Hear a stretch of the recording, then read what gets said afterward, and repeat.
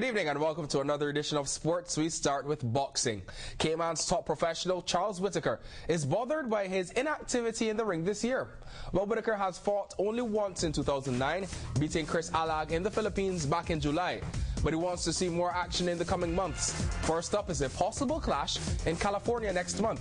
But for now, he's keeping in shape and prepared for a call at a moment's notice.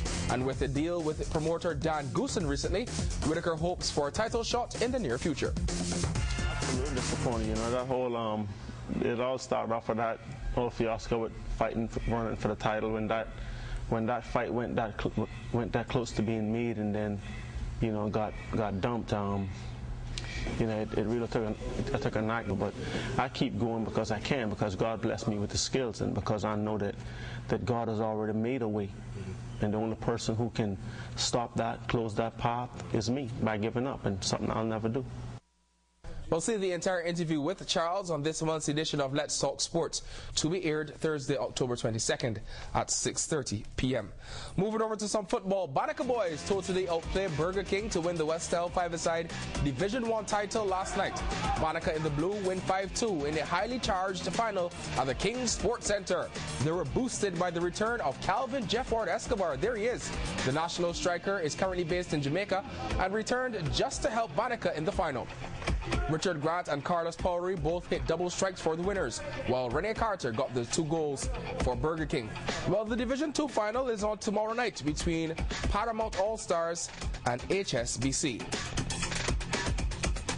Primary school football action really heats up this past weekend. Impressive wins for Triple C and St. Ignatius in the under-11 division. Triple C put 13 goals past Northside, while St. Ignatius toppled Savannah 9-0.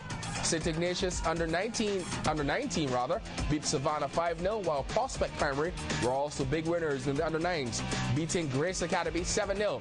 The competition continues this Saturday at grounds across the island.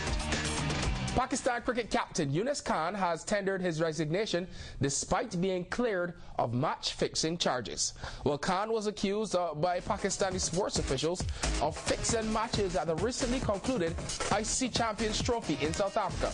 The 31-year-old said he was disgusted by the match-fixing allegations made against him and his team. He submitted his resignation to the Pakistan Cricket Board today, but they are yet to accept it. Moving over to rugby now, the national women's team and Maples Academy continued their winning ways in the Lime Sevens series at the South Sound Rugby pitch recently.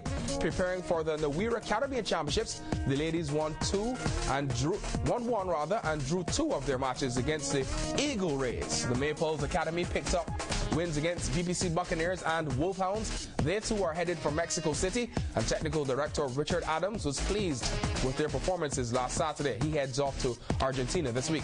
Amasotsi continues to dominate the social division, winning their 3 games this past Saturday. And finally, in the NFL, the unbeaten label is still attached to a few teams after 5 weeks of the season. Probably the most shocking is the Denver Broncos' currently unbeaten start. The Colts, Giants, Vikings reach 5-0 after week 5, while the Saints are still 4-0 after a bye week. John Foster is extremely happy about that one. Last night, the Dolphins needed a late touchdown to beat the New York Jets 31-27.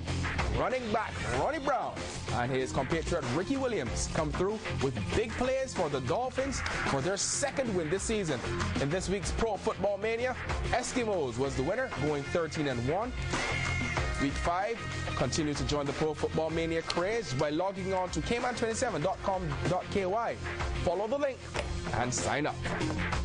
That's the final touchdown in sports this evening. Weather is next.